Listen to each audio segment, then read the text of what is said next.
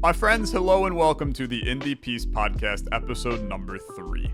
I got a good one for you guys today, and it's an episode that I didn't really expect to make this soon, but when I got the opportunity to talk to Tyler Glaiel, I had to jump on it. Tyler is the lead programmer and designer for Mewgenics. You know, the game that we just talked to Edmund McMillen about a few months ago.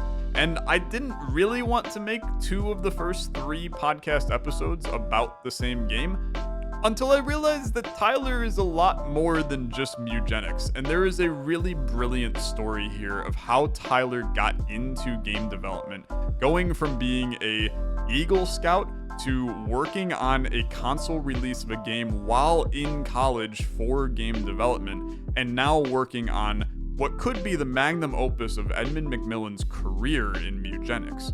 And speaking of Ed, he is our special guest for today's episode, coming on to talk about his friend Tyler Glaiel. And I use friend because they don't see each other as colleagues. This is really 2 friends working on a game together, and that relationship creates a really interesting dichotomy that we explore and unpack throughout this episode. It's a long one. We're covering the entirety of Tyler's life, and there's all kinds of little interesting tidbits in here. So sit back, relax, grab a snack, and enjoy.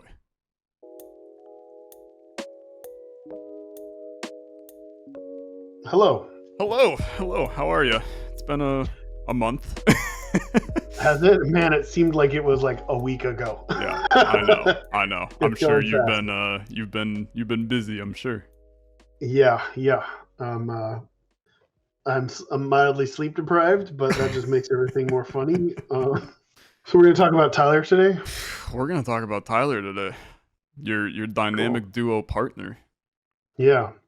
So, I mean, tell me a little bit about him. You guys have worked together for a while on several different projects. What all have you guys worked on? I think the first game that we worked on together was Ether.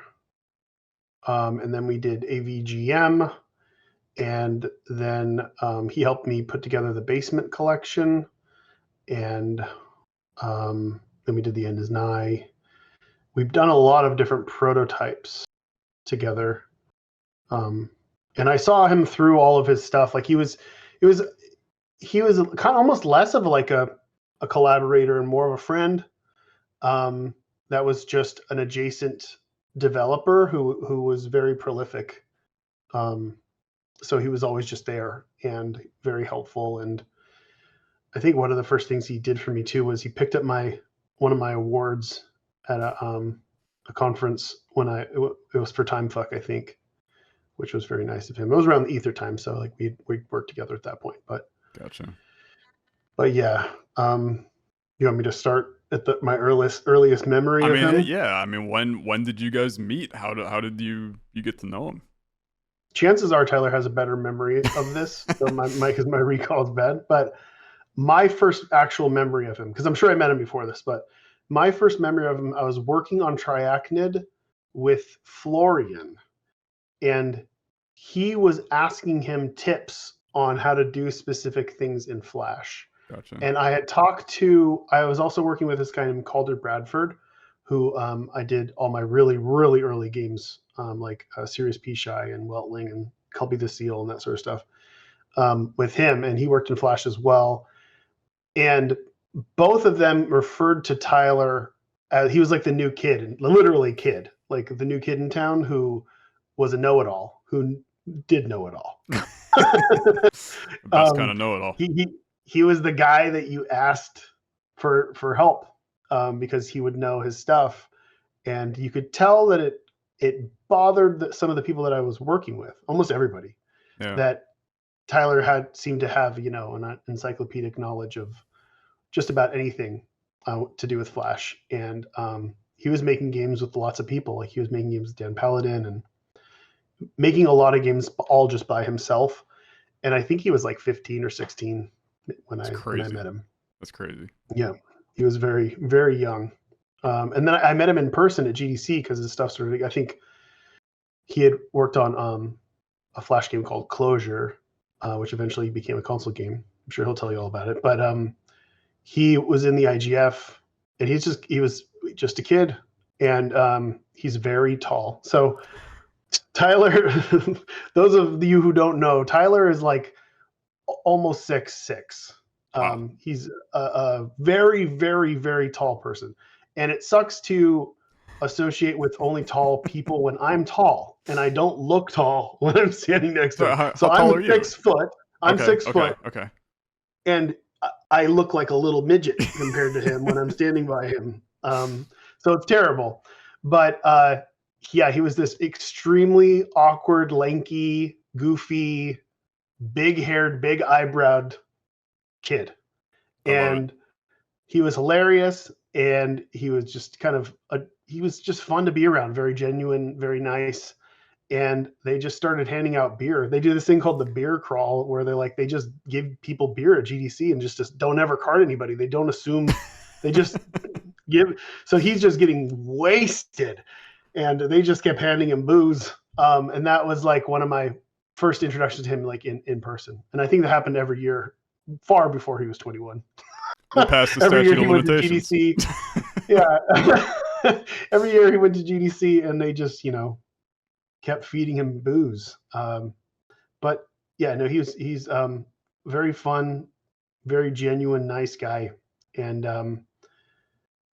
like I said, I worked with him on some stuff, and then worked with other people and worked on him with stuff. It just kept kind of like meeting each other and then drifting, and then meeting each other and drifting. And I think, I mean, it was literally around the time where I left Team Meat that I'm skipping ahead. I'm missing some core stuff here, because one of the major things that I remember about him was he was finishing a console game for Closure, and he was going to school at DigiPen up in Seattle.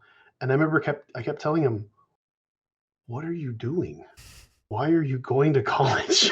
Like, you're going to college for game." And he would always say, "Oh my God, my professor is having us do this, this, this, and this, and he's like not doing it right, or he's asking us to do it in the specific way when I'm doing it more optimally, and he's Yeah. like stopping me from doing it the way I'm doing it, which is more correct," that sort of thing. Yeah. It's just like, why are you there? And he's kind of like, I don't know, like, I'm trying to make my parents happy. My parents wanted me to go to college, and it's like, you've already gone past this a long time ago. Yeah. Like, you're making games. You're making a console game by yourself, basically, and like, there's no reason for you to be going. And I encouraged him to leave. And he did leave. He ended up moving to like San Diego. He was living above the Behemoth's headquarters Oh wow. down in San Diego. Yeah. And around the time that I split from Team Meat, I was like, come up to Santa Cruz and let's work on some stuff. Like, he was just very obviously the person I really wanted to work with, because quite honestly, he was the most competent. Like, Yeah. he knew his stuff more than anybody that I'd ever met, and he was very adaptive. Like, he's cocky because he's confident. He knows his shit, Yeah. right? So Yeah. he's cocky, but Yeah. not in a really terrible way, where he just knows his stuff, and he's just incredibly confident. And he's not one of those guys, because I work with programmers that are really, really, really skilled, really know their stuff, but they're kind of stuck in their ways. Yeah. Like, they're like, this is how I'm doing it. I don't like the new ways. I like the old ways, and that's the way I'm going to do it. And Tyler was just very adaptive.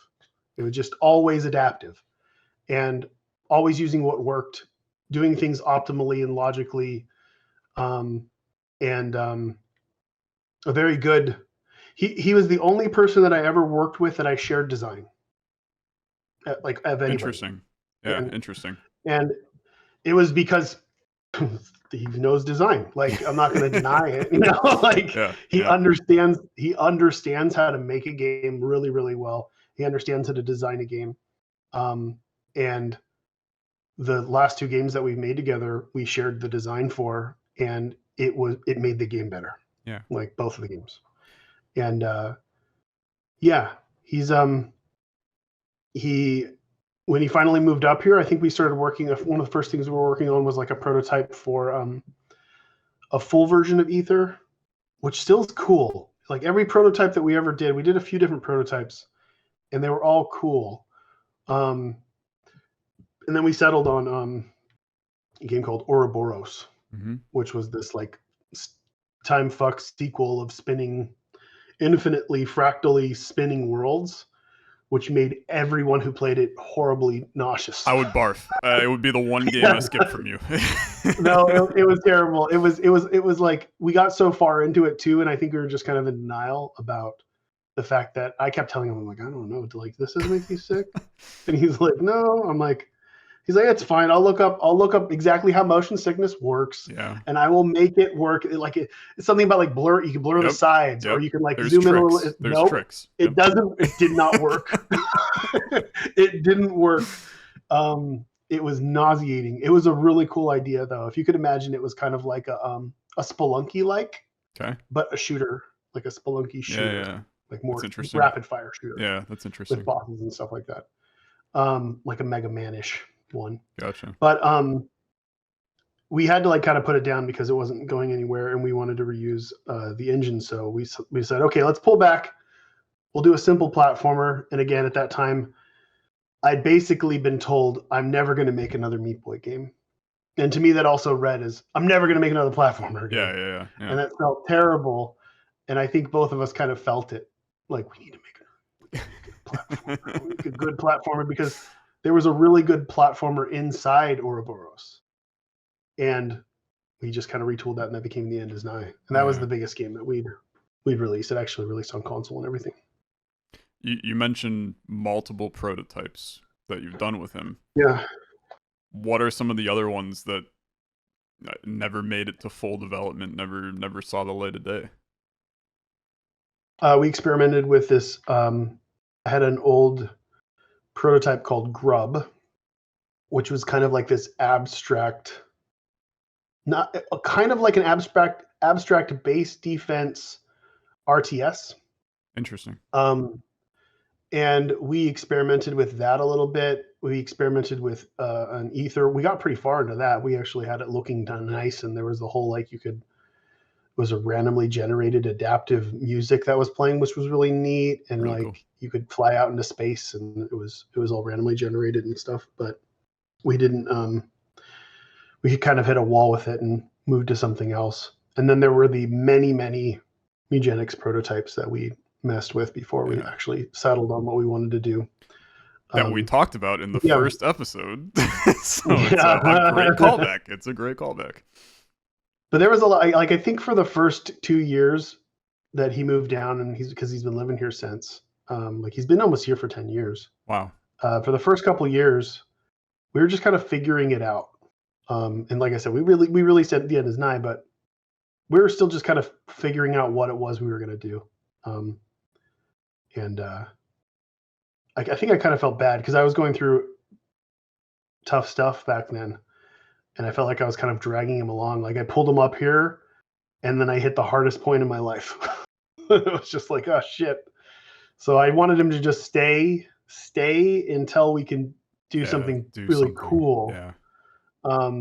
And I do worry that he didn't completely trust that was going to happen for quite a few years, because, it wasn't until like four plus years that he was living here that we started working on Mewgenics. So yeah, The End Is Nigh is The End Is Nigh. I think it's great, but it was still something that we've already done. We were playing it as safe as we could, and it was quick. It was less than a year in development or whatever. Not 6+ years. Coming to an end. Yeah, it's pretty crazy. So how often do you guys do work together in person, since you live so close? Never. Never. We never work together in person. I don't think that there's a point, because we might as well be. Like, yeah. I don't know. This is weird, because a lot of people ask this question, and they seemed like kind of like, why aren't you working? Like, I get it. I don't want to return to office. Why would you? We're Your both house very is comfy. self-sufficient and driven people who are comfortable in our own spaces, who don't require that. That isn't to say I don't see him every week for many, many hours a week. I see Nice. him every Friday and most Saturdays. Nice.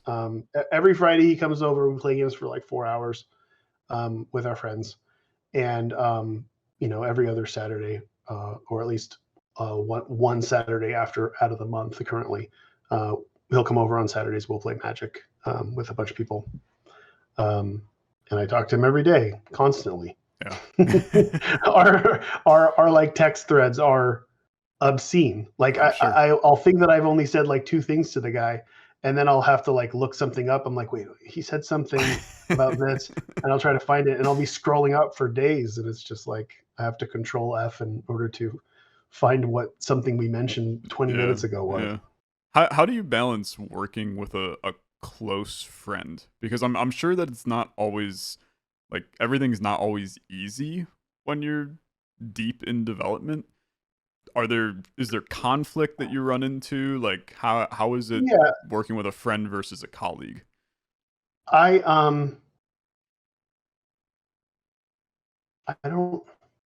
just view him as a friend. Gotcha. I don't know, like I don't view him just as a colleague. I view him as somebody I respect, that I'm working with, that is also my friend, that I care about and worry about and have his best interests in mind when doing things. I don't know. It's hard to say. I don't know how I would treat him differently if I felt differently about him. I don't know. Like I genuinely care about him, and how does that affect this? I mean, I feel guiltier when I'm taking too long to do things. I worry more. Like it sounds terrible, but the reality of the situation is I want Mewgenics to sell well for him. Yeah. I'm fine. Like it's fine. And everybody else involved in this has gotten paid. So I want him to feel that success. And that's important to me. And I wanted to make sure, I kind of really did it, because in a few ways I failed him with The End Is Nigh, because I couldn't do the legwork that I'm doing now with this and what I've done in the past, because with The End Is Nigh, I don't want to talk about it. I didn't want to do podcasts. I didn't want to do interviews. I wanted it to be done and out. It was something I was kind of purging from my body, and it's one of the reasons why I don't think it did as well as it should have. I know a lot of people really love it, but a lot of people don't even know it exists. Yeah. And I think it's just as good, if not better, than Super Meat Boy. But it is harder and it's more depressing. So I can understand why it wouldn't have the same success. And it's a different time too. But I personally believe that the reason why it didn't do as well as it did is because I didn't do any legwork for it at all. I didn't try to promote it. I didn't even look into marketing it or anything. It was just close my eyes, put it out, and call it done. And I don't want to do this game that kind of disservice. So I'm trying extra hard for the game and for him. So this is a bit of a redemption arc of sorts. Sure, yeah, it is. I mean, I get to correct a bunch of mistakes, and I still have that Bumbo shadow. That's kind of it's funny. It just like popped back up again, and I never realized that how much of a shadow it actually cast on my reputation, the launch of it and stuff.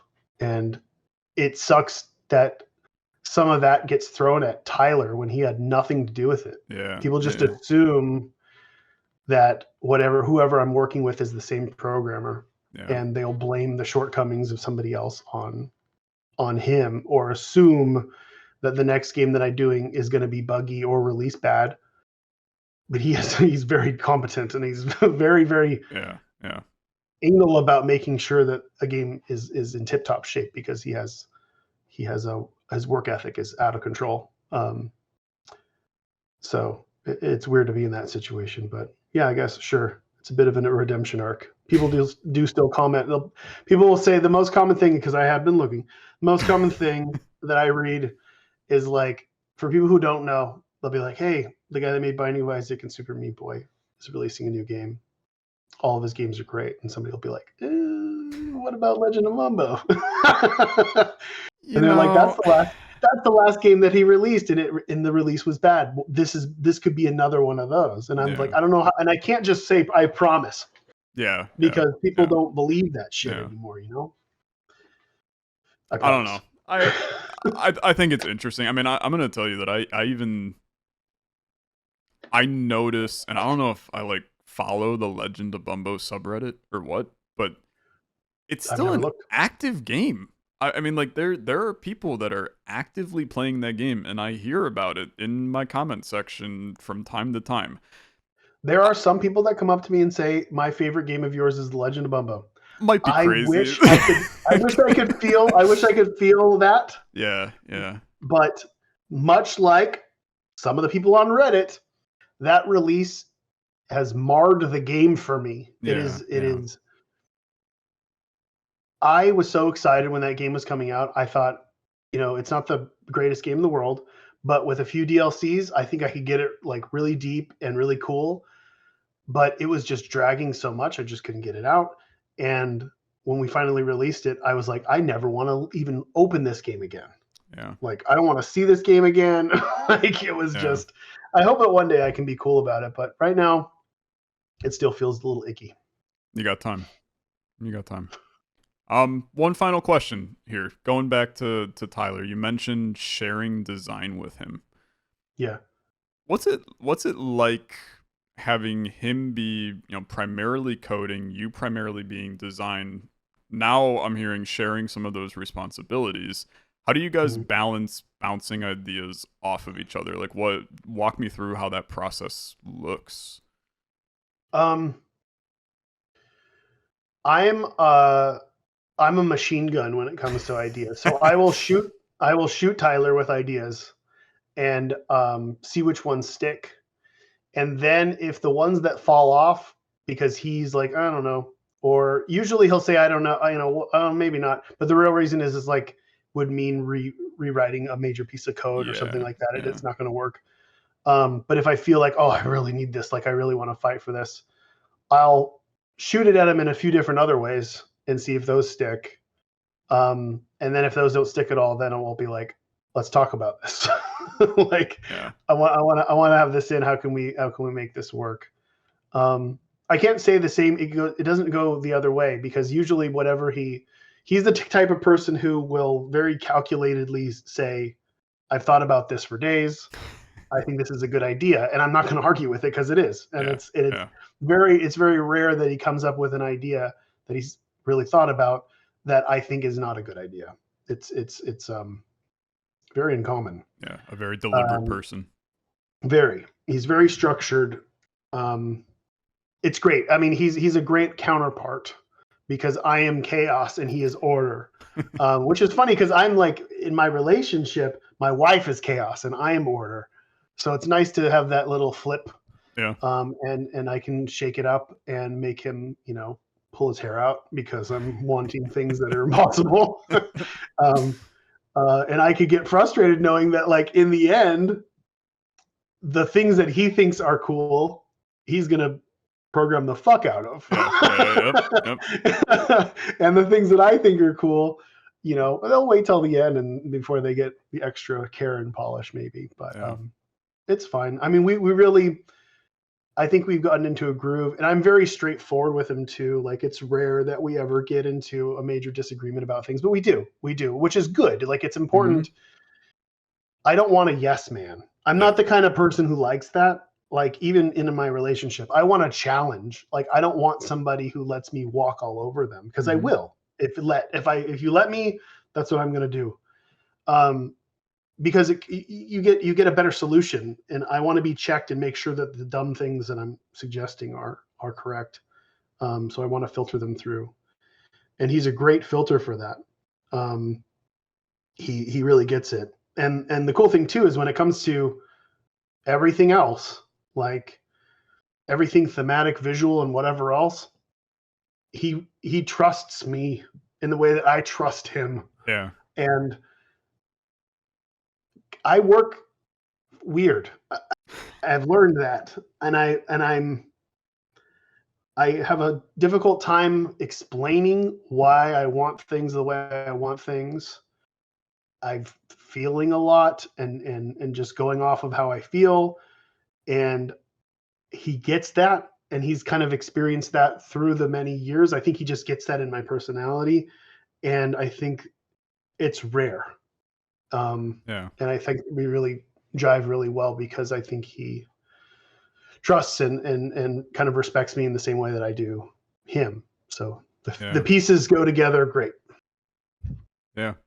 What's one thing that you'd say you've learned from him in the years you guys have been working on Mewgenics? To slow down and don't just do knee jerk The machine gun.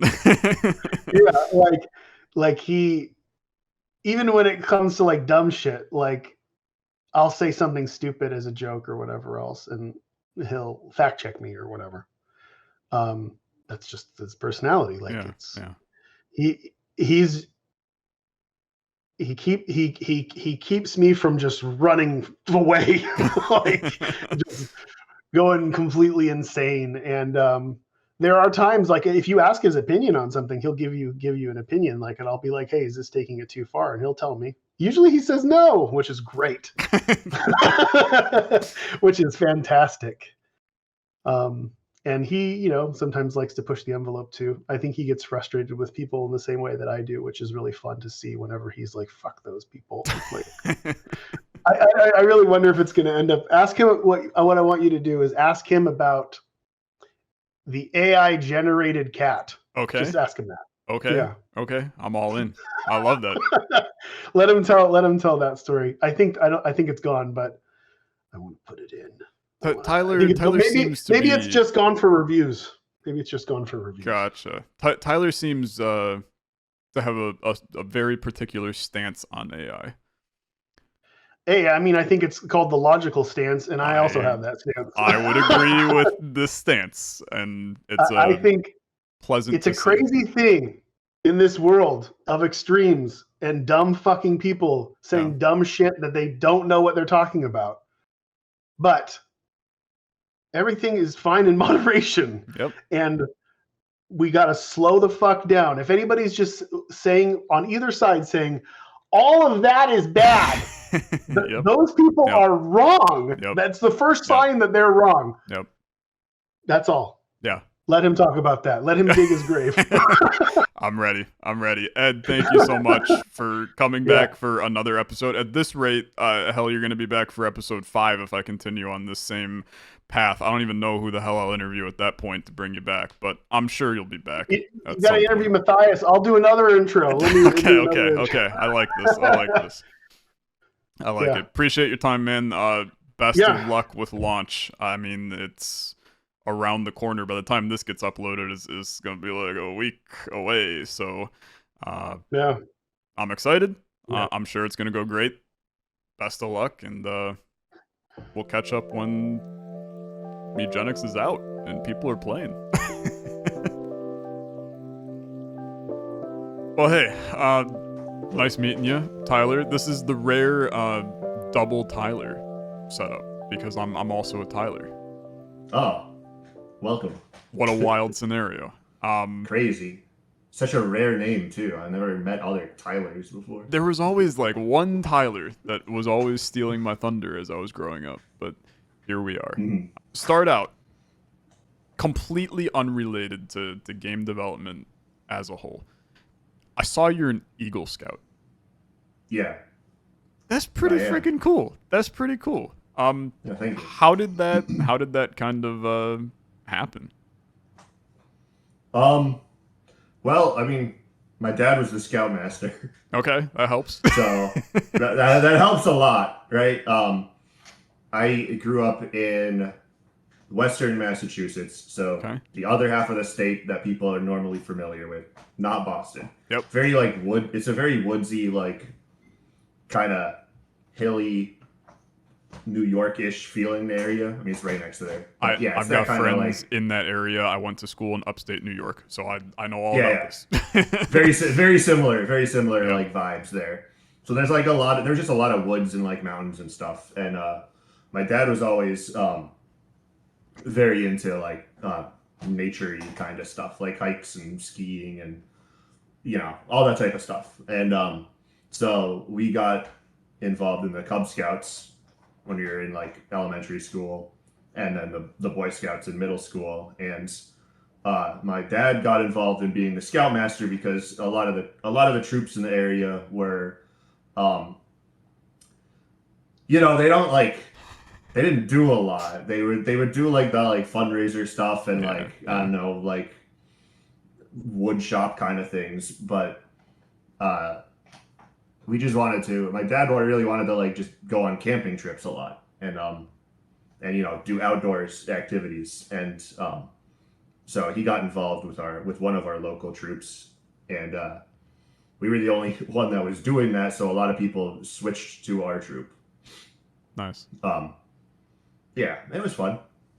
Do you still do you do anything outdoorsy today as a result? Today, like right now, while I'm like working. Well, not probably right now. Yeah. Sometimes, not as much as I did when I was a kid. But yeah. Is there any like favorite memory from doing it? You ever get attacked by a bear, fall down a waterfall? Oh yeah, there's so many. Let's see. We lost my brother in the woods one time. That's insane. Okay. Yeah, I was pretty young, so I don't have full memories of it, and that also like wasn't traumatic for me, so I don't have like full memories of it. But my brother remembers, and my dad remembers, because it was traumatic for both of them. What age, give or take? Probably, I was probably like 10 or I was probably like 11 or 12, so he was probably like 9 or 10. Okay, yeah, that's somewhere around there. Yeah. Terrifying. Yeah. Yeah. There was that. There's all sorts of weird like things that just I'm sure. Yeah. There was it's kind of hard because I like I don't really want to tell the stories that are like embarrassing for certain people that I will never talk to again and probably aren't going to listen to this. But like, there's like a memory. Okay, maybe I'll tell this one because it is pretty funny. Okay. But we're supposed to like cook our own food on the camp out, so we buy all this food. Yeah. And we have to cook it, and I believe we were cooking something that needed ground beef, and another patrol was cooking, I think, like a chocolate cake. And one of the kids from that patrol was trying to find the brown sugar they needed for the chocolate cake. And they grabbed our bag of ground beef. And so they put that in the cake and they cooked it and they made a chocolate meat cake. Did you have any? And, oh no. See, they looked fucking disgusting. Which sucked because that was our food that they put in ground beef. Yeah, that was our ground beef. Yeah. So we didn't have food, and they had a fucking like a chocolate meat cake. And the one kid that made the mistake was like, "This is delicious," and he like squirreled it away and just started eating it. Yeah. That's unhinged for sure. Fun little memories of childhood. Yeah. So I guess that leads into how'd you go from Cub Scout, Eagle Scout to being a game developer? Like I feel like that's about two completely opposite sides of the coin. What got you into computers? Well, I also started making games when I was like 11, I think. Okay. So like Flash games. We had I was always interested in video games because we had I grew up in the 90s, so we had like a Sega Genesis when I was a very young kid, and then a PlayStation 1. And they were always very fun. I liked playing those games a lot, and they were somewhat fascinating to me as a very young kid because for a lot of toys, you can, you'd ask my parents like, how does this work? And they're like, oh, there's a little gear, then this spins, and then that thing spins. You're like, okay, I can see how that works. Yeah. But when I asked that for like the Sega Genesis, like, how does this thing work? And they're like, I don't know. I have no idea how that works. It's like it's a box that you plug like into the cable line of the TV, and that somehow the buttons you're pressing on this little controller are like changing the picture on the TV, and the hand wavy explanation is like it's like a computer or something. It's a box of a computer, but it's not like a satisfying explanation. So, did you ever seek out the explanation for something like the Sega Genesis, or did you skip to just I computers? was pretty young with the Sega Genesis. Yeah, that's fair. I think, I was born in 1990, so the Sega Genesis was old news by the time I was 5. But it was just sort of like one of those things where it's like, oh, there's a mystery here. We don't know how this thing works, and just over time, curiosity and reading resources and learning how, oh, that's what a computer is, and oh, this is I didn't have a grasp on I could explain how a Sega Genesis works now, and I think it was probably around when I was 18 or 19 in college and reading textbooks about computer engineering that I could actually start understanding that stuff, which was irrelevant for making games. So, but when I was 11 or so, I knew about Flash games on the internet, because that was a big thing in the early 2000s. Oh yeah, huge. Yeah, and one of my dad's friends had a copy of Flash 4. Or the whole Macromedia suite at the time, and basically burned it onto a CD and gave it to us. So we had a pirated copy of Flash 4, and you could make animations with that. Yeah. And so when I was we would just make silly little stick figure animations in Flash 4. But I knew that you could make games in Flash because there were games on the internet called Flash games made in Flash. And one of the things that I found out that you could do is that you could have a button that you draw in Flash, and you can say, when you click this button, play an animation. And I made a little test where I had one of those light games where the light goes around in a ring and you got to stop it at the right time. Where that's the only frame where the button was there. And if you do it, it goes, you win. And I made that, and I'm like, okay, I can make a game now. So then I made a game immediately. Went and made a game called Pigeon Pooper, which I have a version of that on my website. Brilliant. It was uploaded a lot later than when that game was made, but I uploaded it for historical reasons and put the website logo in there. But basically, little characters would move around on the screen, and then you would have your mouse cursor was a pigeon, and you just had to click them to poop on them, and then it would go to the next part when you clicked on them, or if they walked off the screen, it would just send you to the game over screen. They didn't move around dynamically or anything. It was just an animation of a guy going woo, in a pattern, a button animating in a pattern, and all that you had to do was click it, and at the end of the animation, it would just say go to the game over screen. Yeah. But that's the kind of stuff that starts a passion. I mean, it starts the drive. There were boss fights in that game. There was 10 levels. Wow.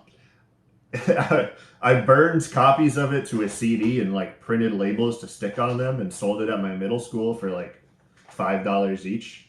Incredible. I made $40. I'm sure. Yeah. That's pretty cool. So how many Flash games do you think you made total? It's around 50, I think. Okay. I think my Mewgenics profile has 50 on it. Gotcha. I think there's a lot of smaller little ones that were never released that or got lost somehow that are not on the Newgrounds page. Yeah.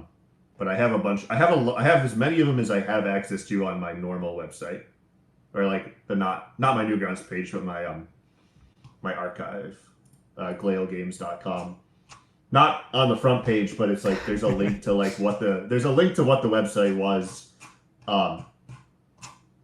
15 years ago, just on that, but the actual website is just a link to my Steam games now because business reasons. Seems reasonable for sure. So talk me through your first proper commercial game now. Okay. So we're talking about ones I released on Steam because you could make money on Flash games, which I did do in high school. Okay. But if we skip past all of that and we go to the first commercial project where I sold it for like money on actual platforms, that would be Closure. Okay. I don't know. Have you played that game? I have not played Closure, but I have heard about it now. So talk me about Closure. So Closure was a Flash game that I made at end of 2008, beginning of 2009. It took 2 months, which is a very long time for a Flash game. Yeah. Like most Flash games you make in like a week or two. This game took 2 months to make, and it's not the longest time that I've spent on a game, but it's like the longest time that I spent on actually good Flash game where I kind of knew what I was doing. Because in the past, there were a bunch that I'd spent longer on just because I didn't know what I was doing. But this one was like, it took a while to make because it was unique and doing things that were weird and never seen before in Flash. The main gimmick of the game is that it's a totally dark, like totally black world, and you have orbs of light that you can carry around that illuminate a circle around the orb. And all of the collision for the like your character standing on the ground and stuff, the ground is only solid where it's lit up. So if you remove the light, you can fall through the ground. Gotcha. And that was the core behind the Flash game. And it has an art style that is, at the time, like, Flash just added a weird, like, shader language thing for doing, like, per pixel effects, and that's what the art style of that was based around before they, like, 2 years later just did actual shaders.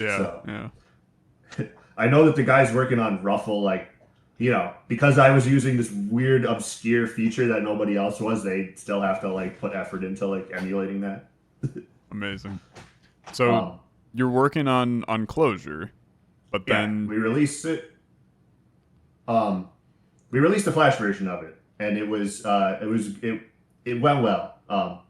Game was popular, people liked it, and we're like, the guy worked on it with John Shuby. Basically said we were talking and we're like, there's so much more we could do with the concept than what we did in the Flash game. Yeah. And like this would be a good like entry into the video game industry as like a commercial project. Like make a big, more polished, professional, full version of this game. Because the Flash game had, I think, like 30 levels in it. So you could beat it in an hour or less if you were. It was a puzzle game. It depends on how quickly you figure out the puzzles. But, you know, it was a fairly short Flash game. Less than an hour to beat. Gotcha. And so then we wanted to make a big commercial version of it. The same gimmick, like the same mechanical gimmick, core mechanic. Yeah. Of only what you can see exists, but like take it as far as that concept can go. Or at least as far as we could execute on that, with me being like 18 when I started working on that. Yeah, so is this still written in Flash at this point, or is this no, Closure was just C++. Okay. Closure was diving into C++. There was no Flash involved in that except for the character animations, which were done in Flash, but then exported as like a PNG sprite sheet and like painted over in Photoshop. Gotcha. Which is not what my current engine does, because my current engine, which we will get to, actually does just load Flash files. But all the having to like do sprites, like I didn't know C++ very well at the time, so I was just winging it as I was going. And then like we got funding from the Behemoth, and we got approved for a PlayStation 3 release. So I got a PlayStation 3 dev kit. And then I'm trying to figure out how to use a PlayStation 3 dev kit, which is a notoriously difficult console to like work on. Yeah. It's sort of like the last like generation where the consoles were weird before they just all became like PCs or mobile phones. Yeah. So it had like this weird, you know, you could find all these like tech talks from like smart people who knew what to do with it. Where it had like a really slow CPU, but then it had these 6 like extra CPUs, but they were not fully featured, so they. Gotcha. It's hard to explain. Yeah. But that seems I like just peculiar didn't use hardware. Yeah. Yeah, they could run their own thing, but it wasn't. You couldn't. You had to like write code weird to use them, and I just didn't use them. Yeah. So I just used the like one like slow ass like 2 gigahertz like 1 core processor that it had or whatever. Incredible. But they didn't have a lot of RAM either, which was another. Yeah. And you're jumping in, writing a language that, I mean, had you done anything with C++ up to that point? Yeah, I'd experimented with it in high school. Gotcha. And I was learning it in college.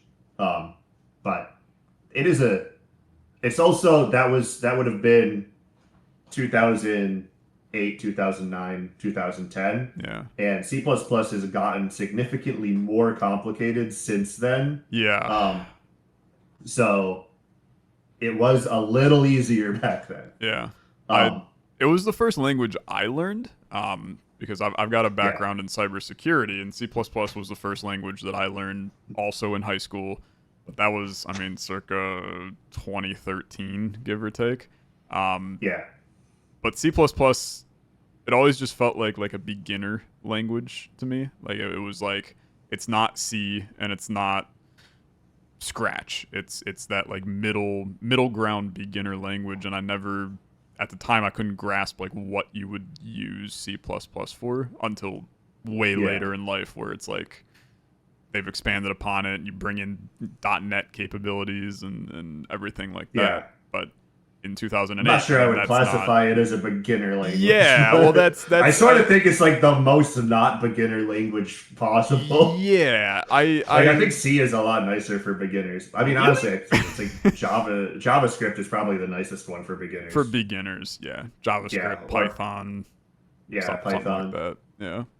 Yeah, one of those is like the nicest. I mean, Flash was ActionScript, which was basically JavaScript. Gotcha. Okay. It was some dialect of it. Which probably why it was so easy for me to pick up Flash games is because that is such an easy language to start with. Like, it just lets you do stuff. Like, it doesn't like care that you're adding the string 0 with the number 0. It'll like figure it out, and maybe it won't be right. Maybe you'll be like, I will add 1 to this. I will add 1 plus 1 and get 11. Like, that happens in Flash. Yep. if you don't do it right. But like, it doesn't like crash or anything, so. Lets you do whatever. But, that's why I like Python. It'll never yell at me. And then C++ is like, there's so much in that language, and it's so complicated, and it's so there's a lot of foot guns in that language, where it's like, if you don't know exactly what the standard library of C++ is doing internally, you'll write code that just breaks and crashes immediately because you did something that the library does not let you do, but won't like tell you can't do that. Yeah. That's how I feel with C. Anytime I've had to code C, because having to like manage memory and do all of that, like I'm a let the JVM garbage collector, let Python's garbage collector just handle all of the memory stuff for me. But that's not something you can do with game development. So that's, I mean, how does that? We'll get into your engine, because I'm very, very curious about that. But I still want to. I'm working through the timeline here. So you're now working on Clojure, but you're also in school for computer engineering game development. Basically. I mean, I dropped out when we got funding for Clojure. Gotcha. So the behemoth offered us funding to finish up the game. This would have been after 2 years of college, so it would have been 2010. I finished up the semester and then moved to San Diego to work on Clojure full time with John. And we worked on that for another year and a half, 2 years. Yeah, I think it's a year and a half, because it was the end of 2010 that we moved down there, like August. Gotcha. And then it came out in March of 2012. So. Gotcha. Do you regret dropping out of school? No. Fuck that. quickest answer yet. Yeah, no, this is no regrets. It's just sort of like, I don't know, this is a weird, I'm trying not to like sound like egotistical. No. Be egotistical. It's a podcast about you. Be egotistical. School was not difficult, and most of what I was learning was stuff I was doing on my own, because the classes wouldn't, at least in college, they weren't going at the like pace of like the worst student in the class, but they were going at the pace of like the average student in the class. Yeah. And I was not the average student in the class. I was making commercial games. I was towards the top for most of these. So every class was basically just going too slow for what I was capable of learning. So like we had the C++ class where we had this like 800-page like thick ass textbook, and I just like read the entire thing in like 2 weeks, and which was supposed to be like 2 semesters worth of like stuff. And then I'm like, all right, I got it. It is a lot. I mean, it's not like super dense because it is a lot of code, and it's like, okay, I get what the code does and skip over it. But like, you know, I liked learning about it, and I wanted to keep reading the textbook, and I kept reading the textbook, and now I'm like 3 months ahead of where the class is supposed to be. So what am I paying tuition for? Yeah. I get it completely. Like, yeah. So fast forward, you're now closure releases. What's the next major project? Strangely enough, it was Closure and the Basement Collection came out at around the same time. Gotcha. Okay. Because there was downtime in between the PlayStation 3 release of Closure and the Steam release of Closure. And that was over those couple of months I was working with Ed on the Basement Collection, which was basically packaging up all the old Flash games that he made, including a few that I worked on with him, into a standalone application for Steam. Yeah. And that came out like a few days after Closure came out on Steam. It was actually kind of like funny. That's crazy. Yeah. 2 Steam games like right around the same time. But yeah, that was a fun little project. That was just using Adobe Air to package that up. Gotcha. So nothing crazy at the time. Yeah. And then the next game that I released would have been Bombernauts, which was a multiplayer game made in Unity. Yeah, I've played it. That was me wanting to learn. Awesome. Did you play it with people? Yeah, I did. I know it was a ton of fun. Yeah. Thank you. Good game. That game was fun. I'm not like unhappy with that game. We knew that, you know, it's a multiplayer game and it's going to live or die whether on if people are playing it or not. Yeah. And when we launched it, there was, you know, a small community of people that were playing it regularly, because we did early access because it's a multiplayer game. I'd never made a multiplayer game before, so the early access is like, I want to make sure that I'm getting all the networking stuff for this game done. There's a lot of not like obvious issues that can occur for networking, and so we put a lot of effort into that, but it was a small project. It was never meant to be a big thing. It was just a small side project while I was working on other stuff. Gotcha. And we released it, and you know, at its peak, it had like 100 people playing it. Yeah. So it didn't like hit, but there were people that really liked it. And we did a lot to try and like, you can only buy the game in a 2-pack or a 4-pack, which is not even a thing you can set up on Steam anymore, but they let us do it back then. Interesting. Because I'm like, look, it's a multiplayer game, and so we want to make sure that we're communicating very clearly that you're buying this game to play with your friends. So here's 4 keys, not 1 key. Yeah. That's what I bought, was a 4-pack for the game. So yeah, that's the idea. That was the goal. Yeah. And it had good reviews for a while, and now every review is nobody's playing this game, so the score just keeps dropping, which is kind of sad, because it's like, it's not really a game, but it's not really the game's fault that it's like, I did a lot to try and get people playing it, like everything we could do to get people playing it, but it's a tough thing. Multiplayer games. Yeah, multiplayer games. It's a tough Tough battle. Yeah. You talked about coding the net code there. Yeah. I know that coding netcode is just like a disaster. What was it like learning how to do that? Like how'd you go about learning it? So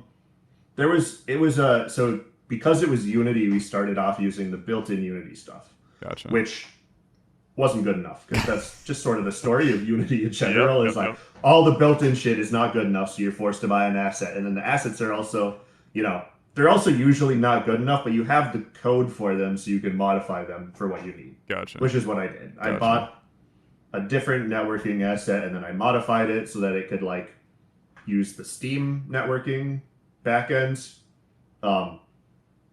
which lets you send packets to Steam usernames instead of IP addresses, which is a pretty cool thing that Steam has just available to anyone who wants to use it. Yeah, really. It does mean that the game was P2P instead of server client.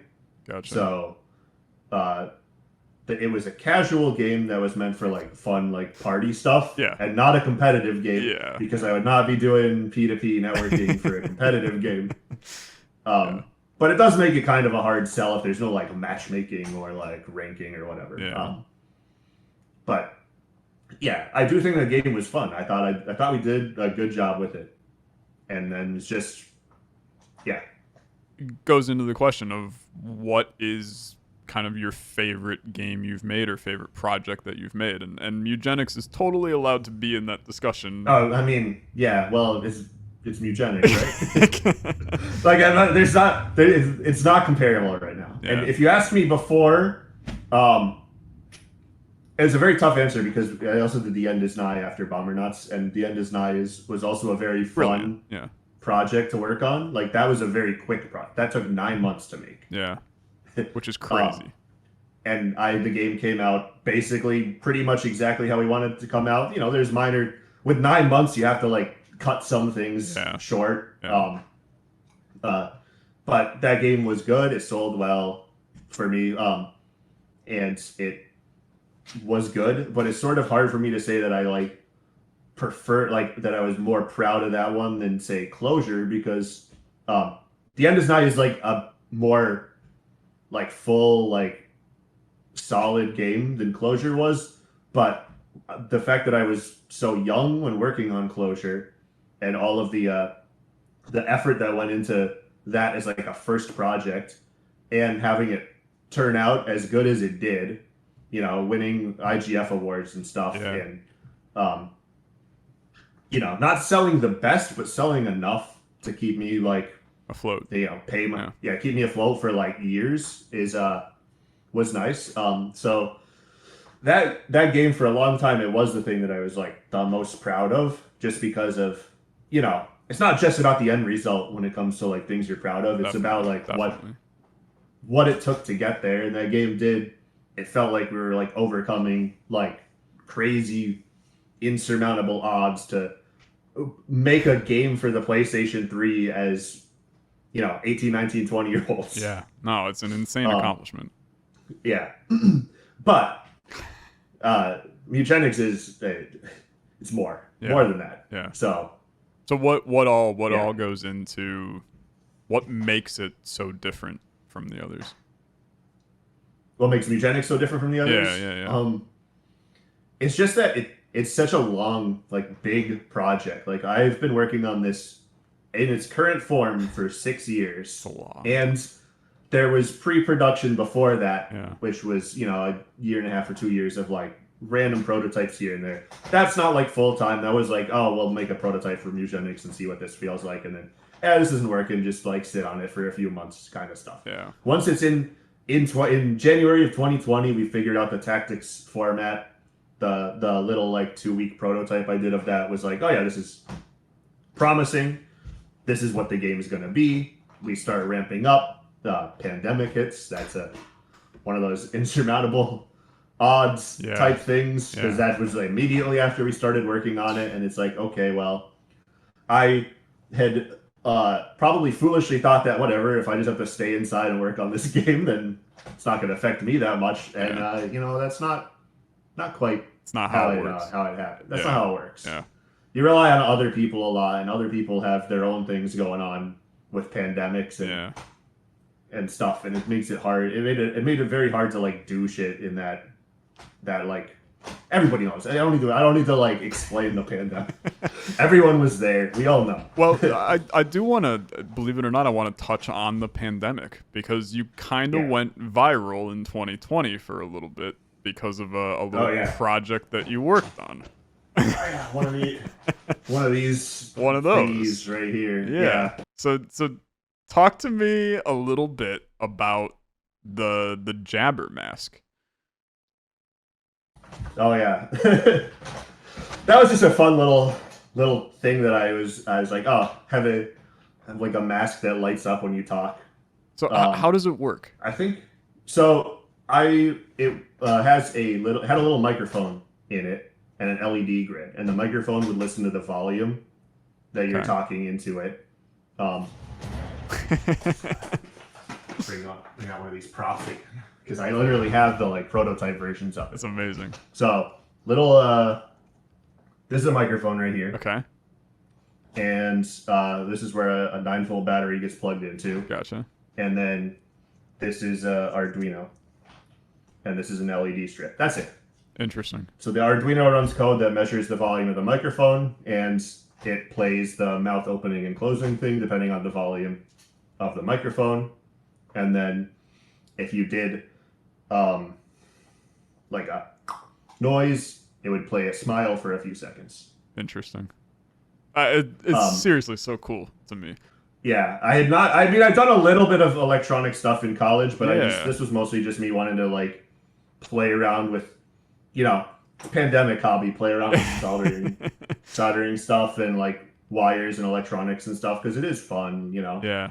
I have some breadboards here. I have like this like larger Arduino that the first prototype was where I had to hold this thing in my pocket with the cords going up to it before I managed to put it all in one thing. That's super cool.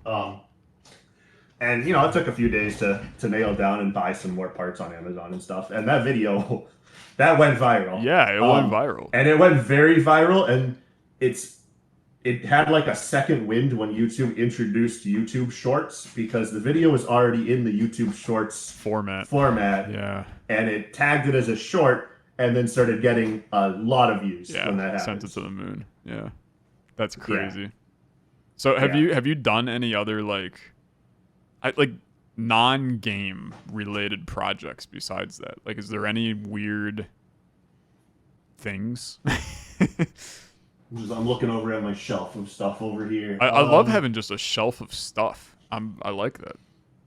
Yeah. I'm sure there was some stuff. I go viral for like random shit. I had some Twitter bots as well that were fun for a while before that stopped being possible. Yeah. Well, I had a Twitter bot that went. Let's see. This was my favorite Twitter bot. Mysterious Elder. Okay. It had 2 tweets that were always on its profile about like, oh, there's evil in the world, it must be stopped, and there's only one who can stop us. There's 2 tweets for a very odd reason, because the actual gimmick of it is that every 2 hours it would find a random person who is currently active on Twitter, just from the recent feed, like the global recent feed in English. Okay. And it would just say, "You're the chosen one," at their username. Amazing. And then 2 hours later, it would delete that tweet and do it again to another person.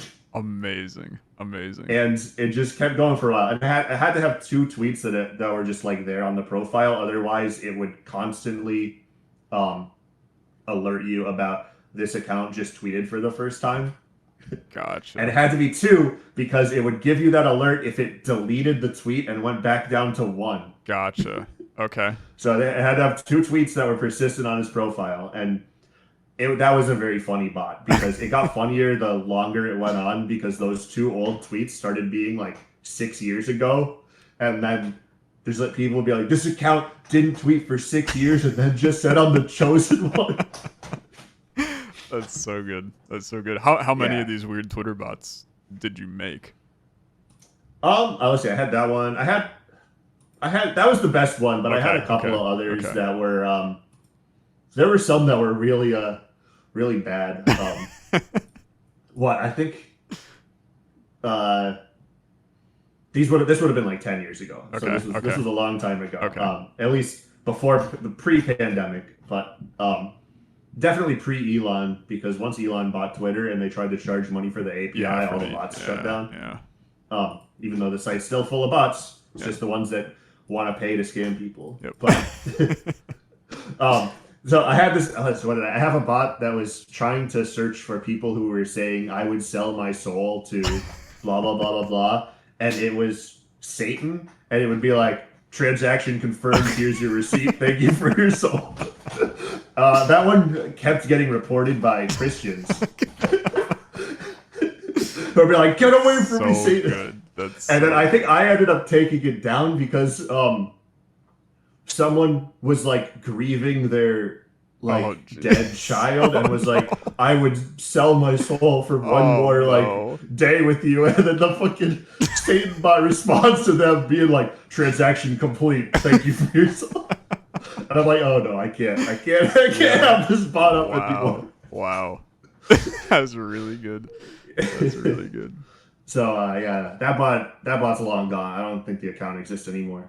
I think I might have renamed it to a different bot because it's kind of hard to make new accounts. So I had like 4 or 5 of these bots. Gotcha. But yeah, there's a bunch of little ones that weren't as good as those. Yeah.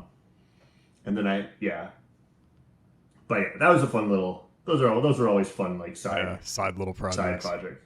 Yeah. I love it. Well, let's talk about the big project, right? Let's talk some Mewgenics. And I do something on this podcast where I bring in a special guest for each episode, and it's just somebody that knows the person I'm interviewing pretty well.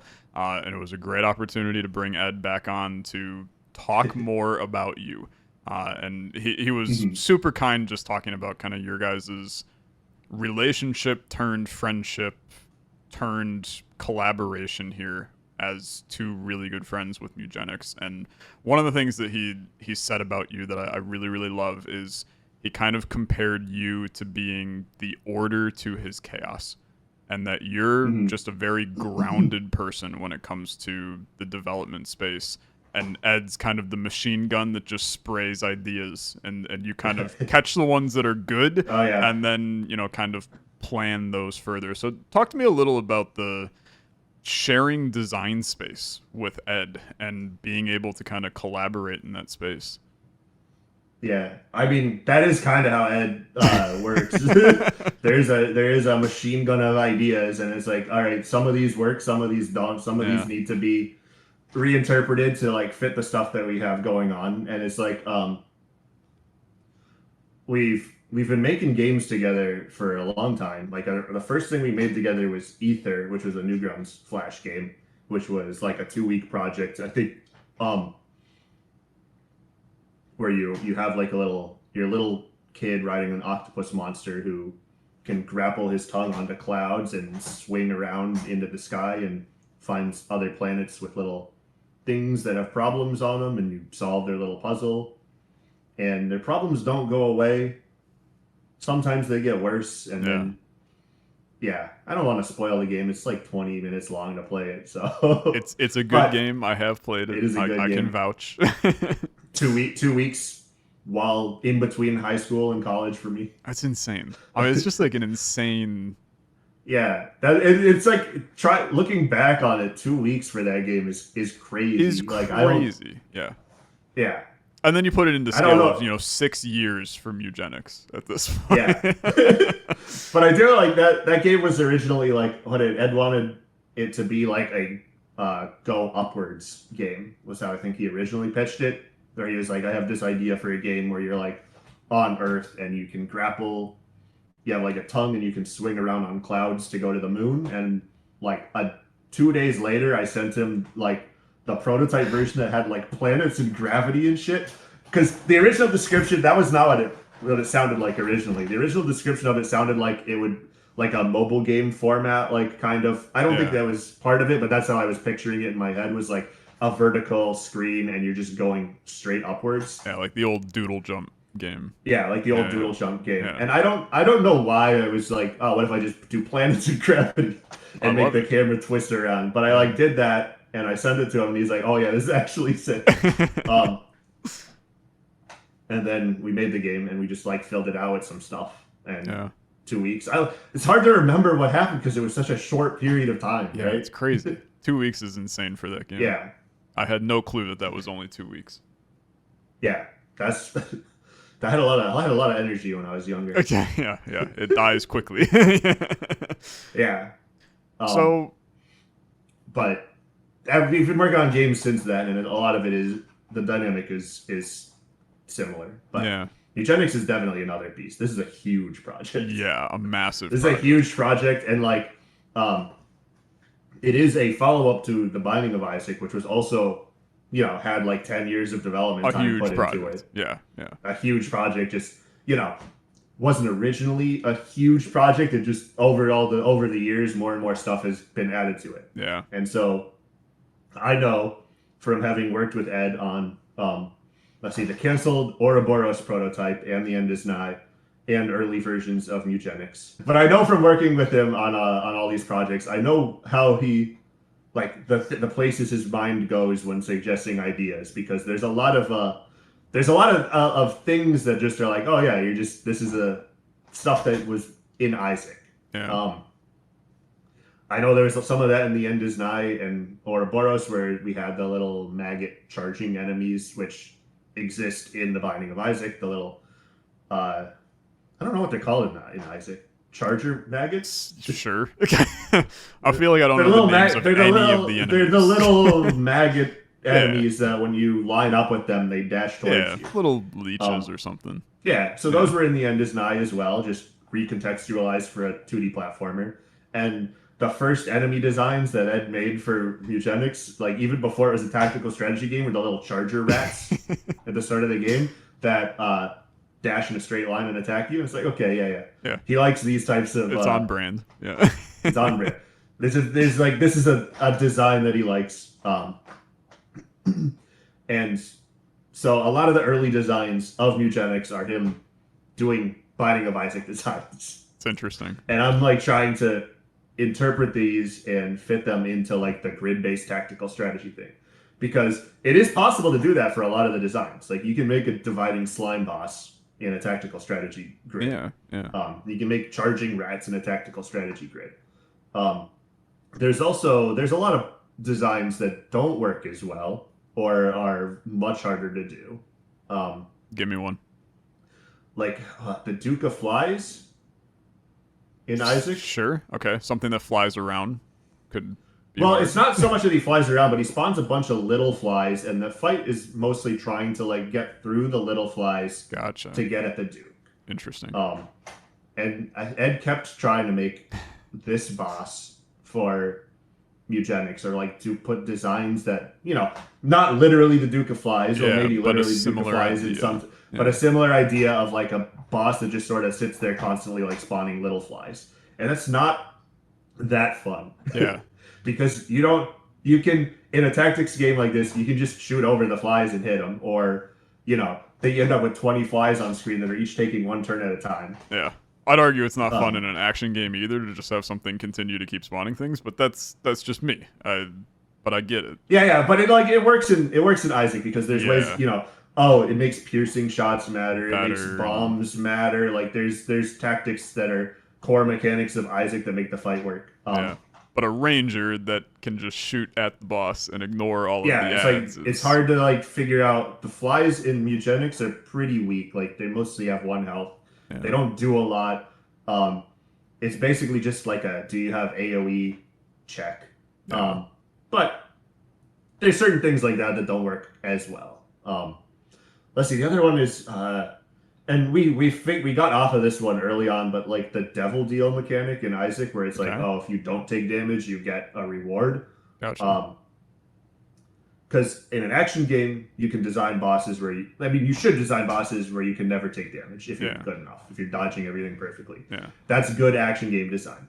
In a turn-based strategy game, you don't have that luxury. Like, if you're gonna take hits, that's part of what a strategy game, like a turn-based game, is. Unless you're adding like quick time events, like Paper Mario style timing things, or like Expedition 33 parries or whatever. Unless you're adding that type of stuff, you're gonna take hits in a fight, and so it's not a good idea to have mechanics that reward you for not taking damage, because it's so much less in your control in a strategy game than an action game. It's also like health is a resource in a strategy game. Like it's just like Magic the Gathering. Exactly. Which big inspiration, obviously, for Mewgenics.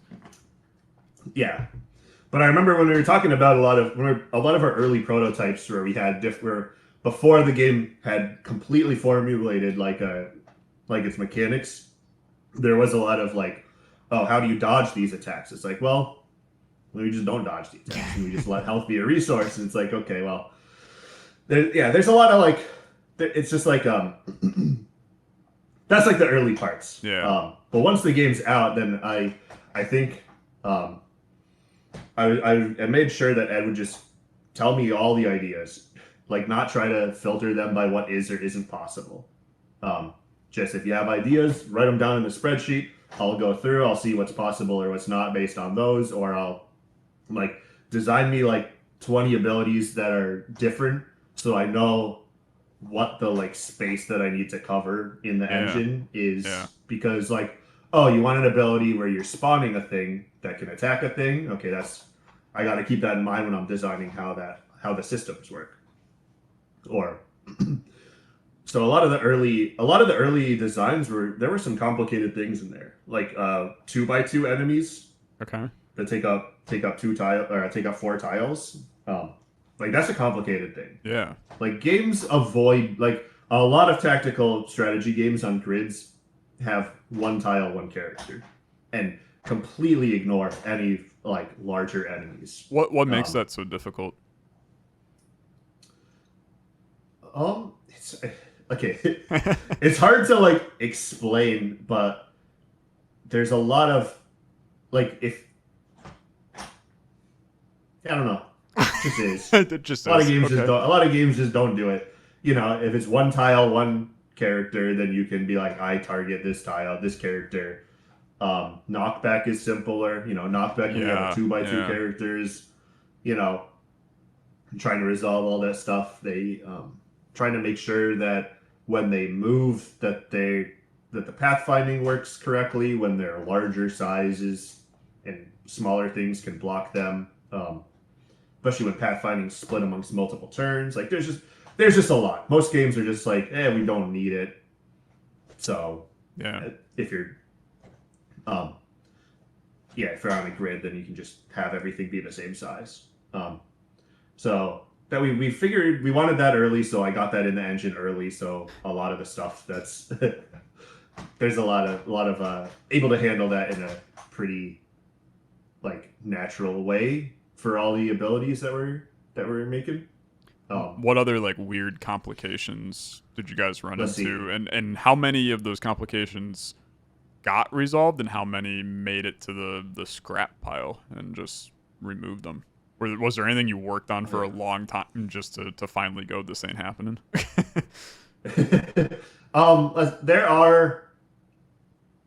There is one like ability, like one mage ability that was in the game for the first few years of dev. Years? And, or maybe I'm counting the like pandemic year there. Yeah. It was an early ability because when we added 2x2 enemies, I'm like, oh, I can make an ability that makes a cat just grow to 2x2. Oh, so that ability was called Enlarge. And that was in the game for quite a while. And then that ability had so many issues that I'm adding new abilities for new classes, and I'm like, I got to make sure this ability works when the cat is enlarged. Yeah. Then I just was like, okay, this is just going to be easier if I just get rid of enlarge. Yeah.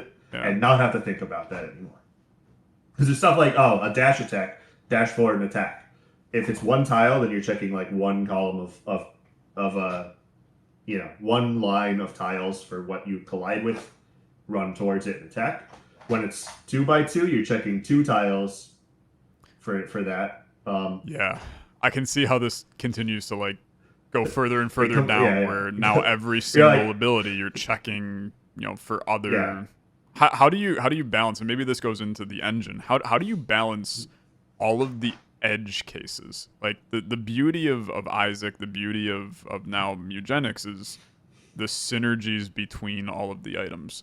And sometimes that's to a fault. Sometimes it's really exciting. How do you balance that in the code? Yeah. So this is like I didn't work on Isaac, but I know enough about like how it was working that I know what some of the issues were with Isaac.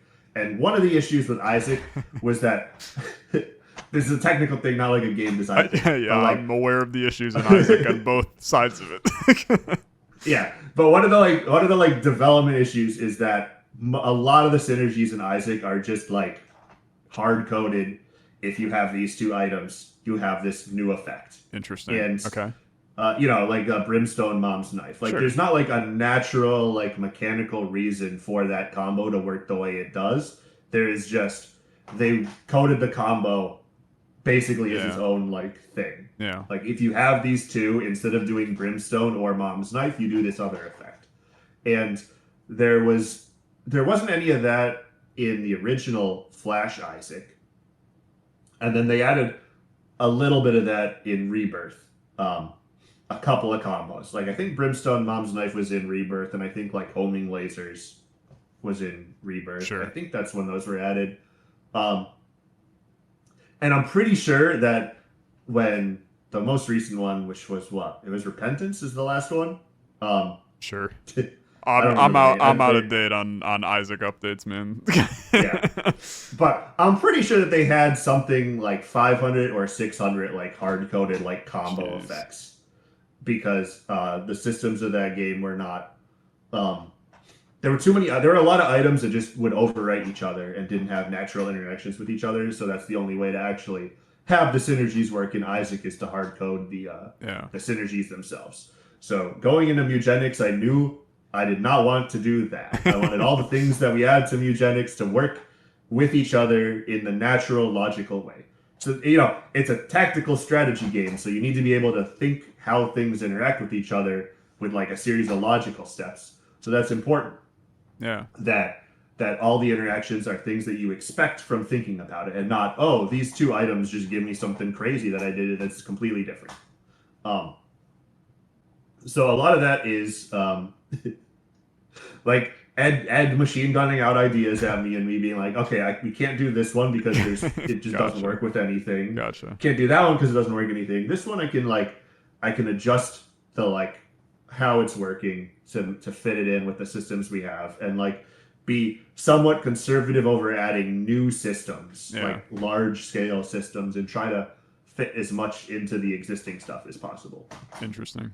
Yeah, I've seen a little like how the abilities are like really just like a JSON formatted ability, and I know that's potentially going to make modding really easy for Mewgenics. Yeah. I guess and maybe it's just my brain can't grasp how the engine can dynamically understand without having it hard coded how it can understand the synergy there. Yeah. It's hard. I mean, like it's hard to explain. It feels complex. That was the first like year and a half of development was like getting those systems in place. Yeah, which is crazy. So there's like that's crazy. It's like a year and a half's worth of code for that kind of stuff. But it's also like when you know how it works, it's pretty natural and easy to understand. So towards the end of development, even Ed was able to like assemble things out of this code. It's really cool. Most of them work okay. Yeah. Couple of them had some strange issues show up. It's surprising. Like most of them worked well. Like most of the items that he did worked, which is amazing because he's not a programmer. So I know there's over 1,000 abilities. There's over 900 items. Give me a percentage on what you did versus Ed. For items and abilities, okay. For the class abilities, like on the cats, I think it's probably close to 50-50. Interesting. Okay. We have a Google Doc where we put all of our in a spreadsheet all of the class ability ideas that we had as we were working on them. Cool. And we would both add to that, and then when I would go do abilities, I would read through them and try and filter the ones that were good or not. And there's a lot of, I'm the one who has to implement them. So, So there are certain times where I'm like reading an ability that Ed wrote, and I'm like, oh, I'm not coding that, and then I just go and do something simpler instead. Nice. There's a lot of them, but then there's also like, I think in the end it really was like probably close to 50-50 for cat abilities. Interesting. That's cool. Yeah. You want to make sure that when he's designing things and designing abilities, that if they don't fit with the mechanics of the game as they are, but there's something cool about the ability itself, that I find a way to like fit that into the game properly. It sounds like a testing nightmare. Like, yeah. Like how do you go about testing something on this scale? So I have an automatic testing thing for ability combos, basically. Okay. I turn off the frame limit of the game, so I can update it at 20,000 times a second. I give enemy AI to the cats or some other things that can target more randomly, and I just let it run overnight at 20,000 times speed. And if it finds crashes or bugs or soft locks, I get a report the next morning of here's all the tests that resulted in a crash, and I can rerun those and see where the crash was. That is so friggin' cool. Is this a standard game dev practice to do something like this? It's a thing I've seen some devs do. Okay. I don't think you need it on a lot of games. Yeah. But for something like this at this scale, I can see. For something like this, it's pretty invaluable. It's got so many crashes and bugs. Like when we're sending out press copies, the thing that my computer has been on and not sleeping for like 2 weeks right now because I'm running these tests every single night. Jeez. And at this point, it's like 4 or 5 issues in the morning from an overnight test. Which is very good. That means that it's at 20,000 speed. It's running for like 2 to 3 hours without crashing. So how many, when you're saying like simulations that you're running, 20,000 speed, how many like runs of Mewgenics is that doing? It's like 2 or 3 like full combats per second. What? Okay, that's crazy. That's insane. Yeah. Sometimes slower. Sometimes they're slower because sometimes they get complicated there's certain things that the AI is takes a lot of compute to run the AI on. Like basically the enemy AI for every tile in an ability's range, it pretends to cast the ability on that tile, and then if the ability's AoE is large, that means it also has to run damage on all the tiles for every tile in the range. And then if it's trying to test for movement, it's testing every tile in the movement range, every tile in the abilities range times every tile in the AoE. Gotcha. So there's only 100 tiles on the map because it's 10 by 10, but 100 times 100 times 100, if you have like the max range, that's the worst case scenario for the AI is when it's doing that. And I have seen one test that actually got reported as a soft lock just because a cat happened to have 4 abilities that all had infinite range, infinite AoE, but like targeted tile abilities, not just like no target, because that would only be the range would only be the tile the cat's on. Interesting. But a cat had like the 4 worst case abilities for performance, and it was running the AI so much that the fuzz tester was like, this state it's soft locked. That is so crazy. It also isn't an issue in context because the AI would that worst case scenario AI would still just not really take that much time to evaluate. It's just when it's running at 20,000 times speed, then it drops down to like normal speed for that. Yeah. So is it like applying random items to the cats each time? it sets up a random team of cats with random items and random abilities. It's so cool. In like random weather effects, and like it just tries to. There's some, the odds for it are different from like the odds that you would get items in game. Like it's not doing rarity rolls on them.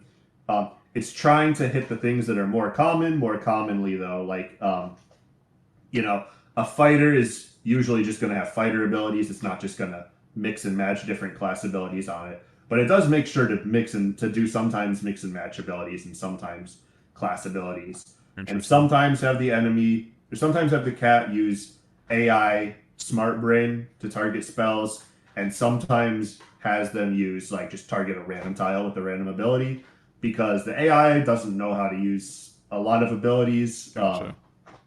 If an ability says like target an ally and then swap places with them next turn, the AI doesn't know how to use it, think ahead that much. Yeah. I don't know, the AI is probably just not going to use that ability at all because it doesn't have an immediate positive effect. Yeah.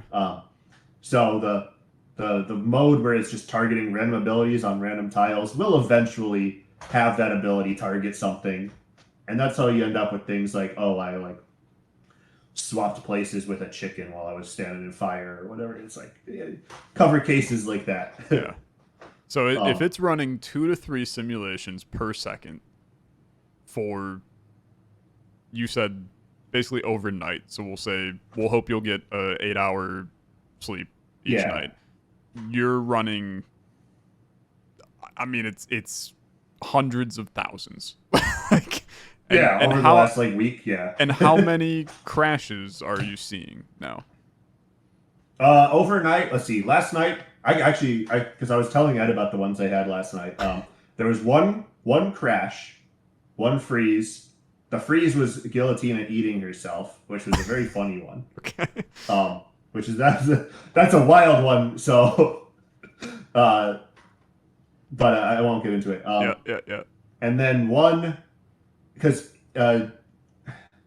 soft luck means basically like game breaking infinite in this case. Sure. Okay. Because if the cat is AI controlled and somehow ends up with an ability that costs 0 resources to use, and doesn't win the fight, it'll just use that ability over and over forever. Gotcha. I had one of those. I think that there was one more that I had that one of them was like another related crash, I think. So then how do you? It was like 4. It was like 4 of them, which is insane. 4 for the number that are running.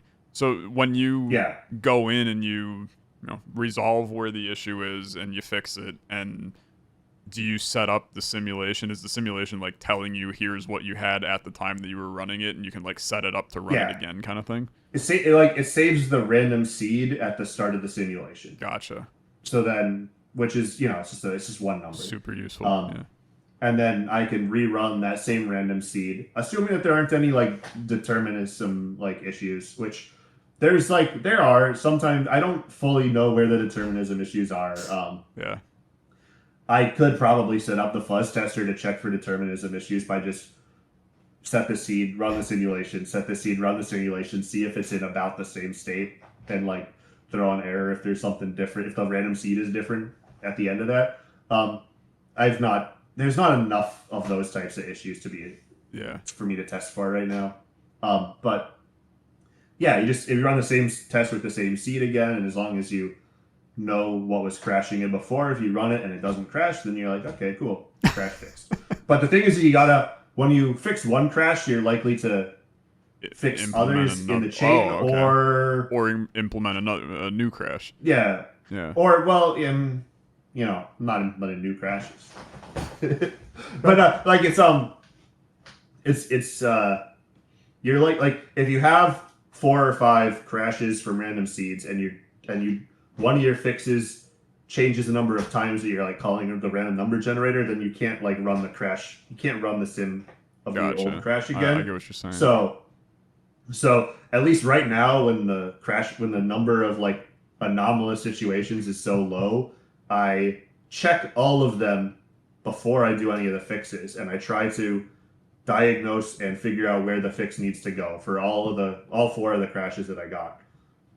Once I know what all 4 are doing, then I go and fix them and verify that it is fixed on all the crashes. But yeah, when I first put this thing together, it was giving me like 30 a night.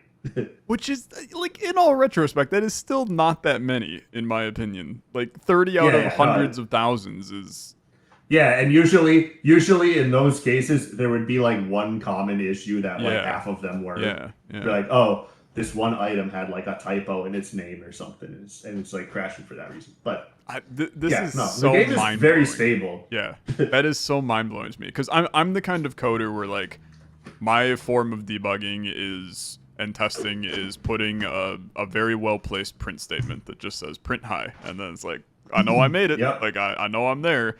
And then you're setting up, like, a neural network to run billions of simulations. It's not that type like, of AI. It's not that type of AI. I get it. But, like, still, it's insane. Like, that is such a crazy... Yeah. I just can't fathom creating that. Yeah. Are you...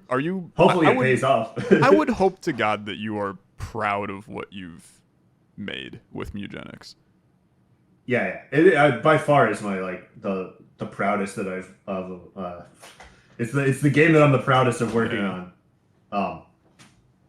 Like I was saying that earlier about, like, how for a while it was closure just because of everything that it took to make that at the time of my life that I made that. Yeah. But you know, Mewgenics is surpassing that by quite a bit at this point. Just the scale. The scale is crazy. Yeah. The scale is crazy. The game is fun. People love it. It's fun to work on. It's hard to, like, be done with it. Like, we have so many things in our, like, DLC tab where it's like, okay, we can't make any new classes or areas or bosses right now. So just take all the ideas that we want to put in the game and just put it in the DLC tab right now so we can actually finish this. And that was like 2 years ago, like, that we started making the DLC tab, because it's like the ideas just keep coming. Like, even now, I'll wake up and I'll just, like, tell Ed, like, here's an idea for a mechanic for a DLC enemy that we haven't used yet. But part of that is just, you know, when you work on a game for 6 years, you start getting, like, really familiar with how like you start getting really good at designing stuff for the game. Like, all the best bosses and enemies that we made came in the last few bits of development. Interesting. So when did you guys, like, really wrap up development at this point? Yesterday? It was probably... The final boss has been in since probably September or October. Interesting. So the final boss was... I mean, is this just like a normal floor boss? Is this a... I'm not going to say. Okay. I'm not going to say what the final boss is, but there is a thing that we count as the final boss, and in code it's called final boss. Okay. So you implemented the final boss as the final boss that you implemented. Yeah. And it is by far, like, the best boss in the game, too. That's wild. Like, everything that we learned from, like, the whole development of the game went into this final boss. Where it's like, I do another interview after the game comes out so I can actually talk about it. It's like, I'm trying. It's hard to be, like, vague about it, but, like, there's a lot of mechanics of it. There's a lot of phases of the final boss, and, like, all these phases have cool little gimmicks to them, and it took probably, like, 2 months to make, counting the time that the animator had to spend animating it. Yeah. And by the time, like, the first time I was able to play the fight, like the boss is done, I open it up, I play it through all the way to the end with, like, the random item to bug cats for that part of the game.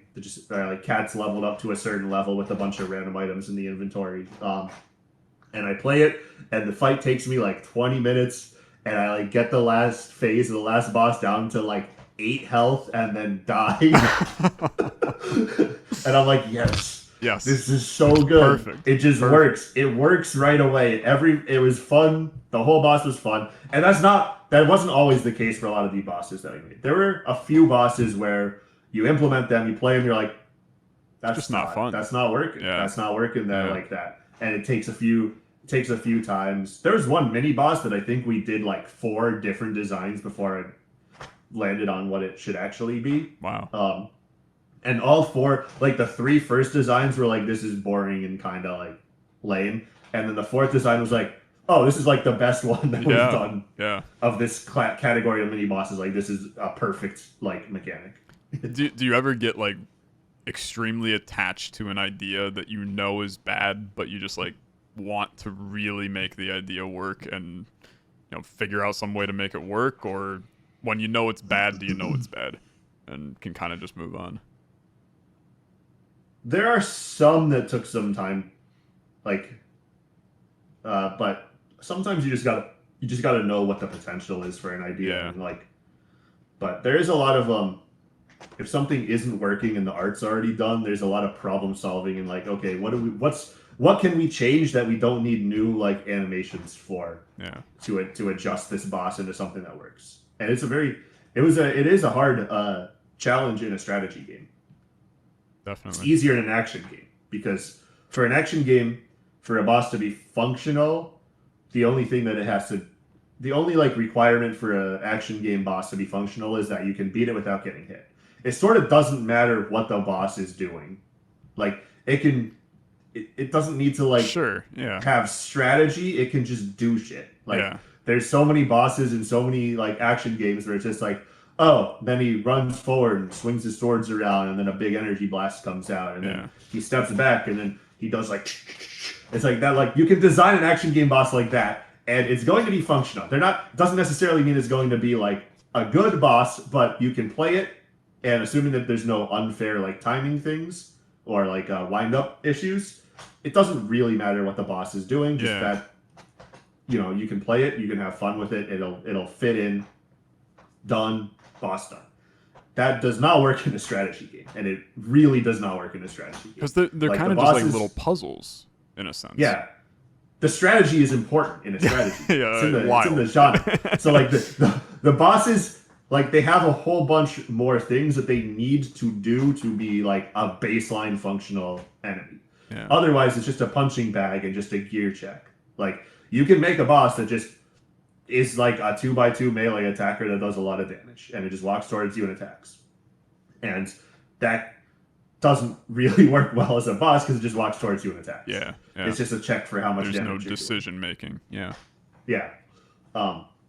So that's like probably that is the challenging part about this, and we got better at it over time because we made a few bosses. We made a lot of bosses that a lot of the really early bosses were actually very good.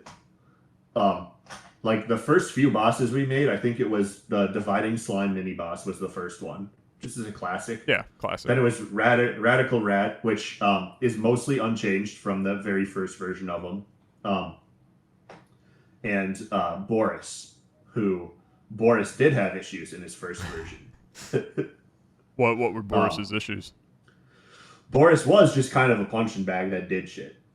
Like, his gimmick, he had a backstab gimmick in the original version of him, like, because we didn't quite know what the gimmicks were. These very first bosses we made were just, like, playing around with ideas.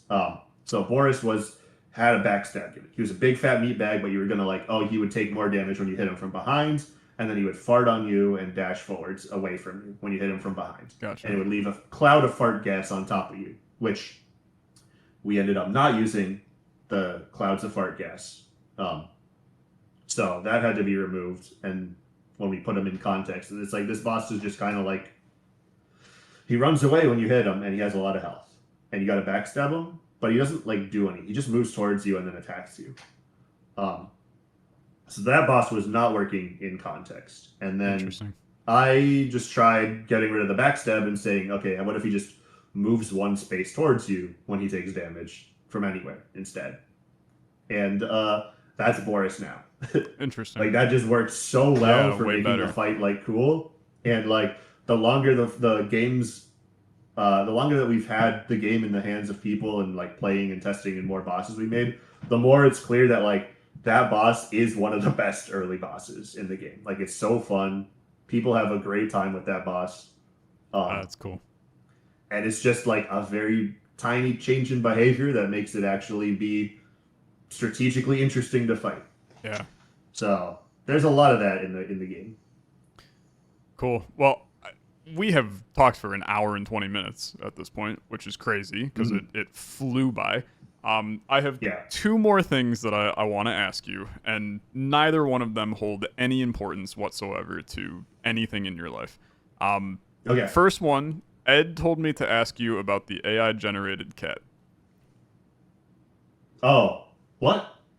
The AI-generated cat? Okay. It's not in the game. Don't worry about it. Don't yell at me. Internet, please. No. So the game's intro has, Beanies hits a button and then Stacy transforms into a random thing. Okay. It's different every time. Like, it's like a Simpsons kind of like chalkboard gag kind of thing. And we're spitballing ideas for weird shit that could happen. I'm just like, fucking piss filter Ghibli AI cat.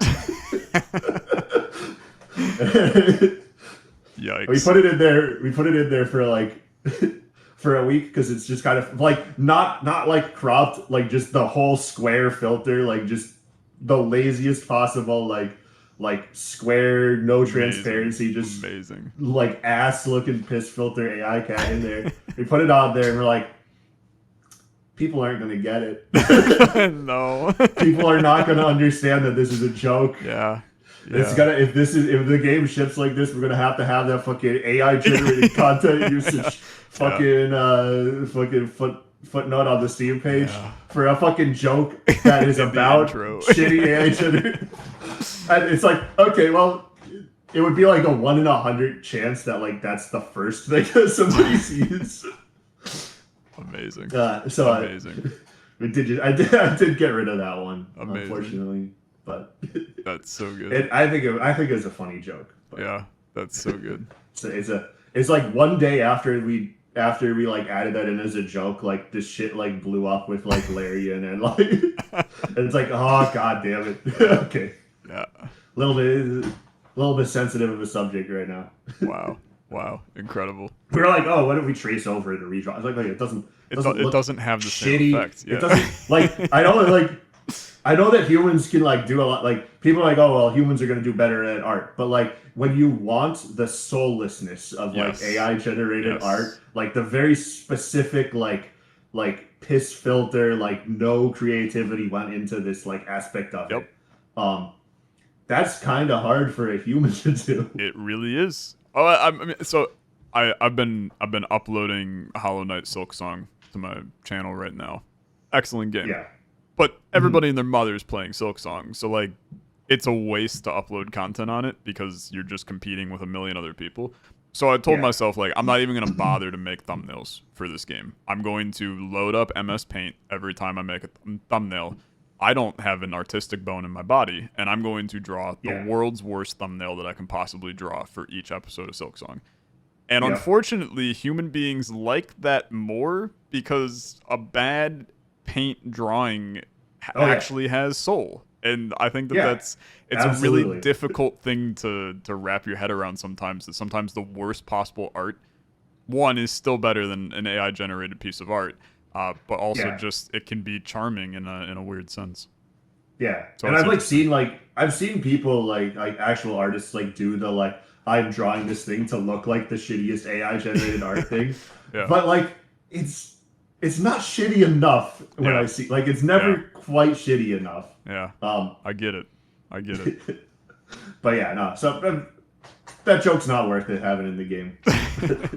It's not worth the can of worms. That's not what we want people to be talking about in this game. So that's fair. It's not there. Yeah, that's fair. Final question for you. When is Tyler Glaiel's super awesome Minecraft Let's Play episode 2? Because you made episode 1. So when is episode 2 launching? Probably when Minecraft 2 comes out. Okay. Yeah. It's going to be a little bit, probably. It'll be a little bit. Brilliant. Well, Tyler, it's been an absolute pleasure yapping with you today. I'm definitely going to take you up on the offer to come back once Mewgenics is out, because there's going to be so many... Like, I feel like as a developer, you're probably, like, itching for people to just get their hands on the game and see all of these things. Like, you're just being sneaky, and it's just to be able to talk freely about everything. I'm sure there's going to be so many amazing conversations that we can have. But I really appreciate the time today. It's been amazing. Final question. What advice would you give to an aspiring game dev in trying to get into the indie game space? What's the number one thing that you would say? Make games. I know it's a good it's a hard thing. Like, it seems obvious, but there's a lot of people that want to start by making like a 3-year like mega project and not actually make anything before then. But you got to make things. You got to make a lot of things. You gotta understand the ins and outs of it. You gotta know the whole development process, start to finish. Finish is very important. You gotta know how to like actually like put the title screen on your game and like tie it up and ship it and release it. You gotta know how to deal with the feedback you get from that. Yeah. And you don't want that to be a make it or break it situation. Definitely. The first few times you do it, because you're not going to do it right. You're gonna fuck up, and you're gonna have to learn things the hard way. So people should just make as many like little things as possible, just to understand what goes into that. Yeah. I love it. That's always my advice. Yeah, people love like getting mad at you if you say that too. They're like, oh well, you just say make a bunch of shitty games before you can make a good. What if I just want to make a good game? It's like, well, you're not going to. Brother, people ask me. They ask me, how do I become a good content creator? And the thing that I say is, you got to make content. Like, you got to start as a bad content creator. Yes, exactly. Tyler, thanks for the time, man. It's been incredible. It's been great. Absolutely. We'll talk once Mewgenics is out, and I'm excited to get my hands on it. So that's a wrap on the Indie Peace Podcast episode number 3. I just adored this episode, and I have to tell you guys, I recorded these 2 interviews like 3 weeks ago from when I'm editing this all together. I needed to get the footage out because Ed and Tyler are both crazy busy around the release of the game now. So I needed to get the footage, but then I waited 3 weeks to edit it because I wanted to put this interview out a little closer to the release of Mewgenics. So I kind of forgot a lot of the conversations that we had, and I got to re-experience it as I was editing it, and hearing the Twitter bots again, and seeing the Jabber mask again, and talking about the fuzz tester. It was just such a brilliant conversation today, and I absolutely adored it. I want to get Tyler back on the podcast once Mewgenics is out, so we can talk about all of those secret things and other design choices in the game.